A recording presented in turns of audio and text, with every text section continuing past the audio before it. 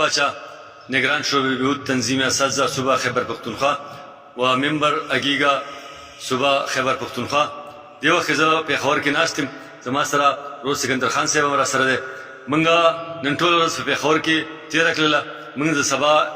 درنې دپاره مسلسل اجلاس و هغې د سبا د درنې د تیاري دپاره نه د جلسهګاه دپاره نه او د سټیج دپاره نه او د مختلفو کمیټیانو مختلف انتظاماتو باندې مشاورت جاري و په دې دوران کې د حکومت د طرف نه د مذاکرات دعوت میلاو شو موږ بیا ټول ملګري لاړو سکرټریټ ته هلته زموږ مذاکرات وشو د وزراو سره او د سکرټریانو سره هغې سره چې خبره وشوله نو هغې موږ ته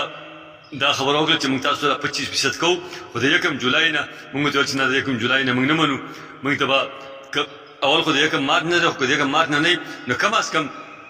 چې څنګه پنجاب د 1 جون نه اعلان کړی موږ ته به تاسو هم د 1 جون نه اعلان کوئ د هغې خبره وکړه چې موږ چیف منسټر صاحب تاسو ته انتظار کوي تاسو زموږ سره لاړ شئ دا درخواست تاسو چیف منسټر صاحب ته وکړئ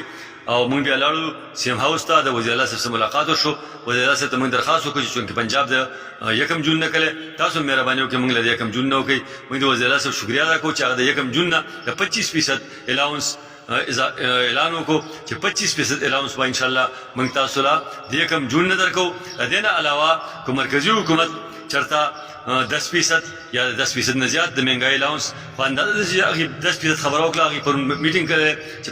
کوم 10% مهنګایي الاونس اعلان وشو هغه هم زه تاسو ته درکوم د دې نه علاوه د نورو صوبو نه به زه تاسو ته ښه مراعات درکوم په دې بنیاد باندې موږ د وزیر اعلی صاحب هم شکریه ادا کوو د وزیر خزانه صاحب د وزیر تعلیم صاحب د نورو وزرایو صاحبانو د سکرټریانو صاحبانو سکرټري اسټابلیشمنټ سکرټري فاینانس چې هغې مسلسل زموږ سره په رابطه کې وو زموږ سره مذاکرات کوو او زموږ سره چې کومه وعده کړې وه ځکه چې هغې نن هم دا خبره وکړله چې کومه وعده موږ ستاسو سره میاشت و نیمه مخکې کړې وه موږ هغه وعده پوره کړله او زموږ دا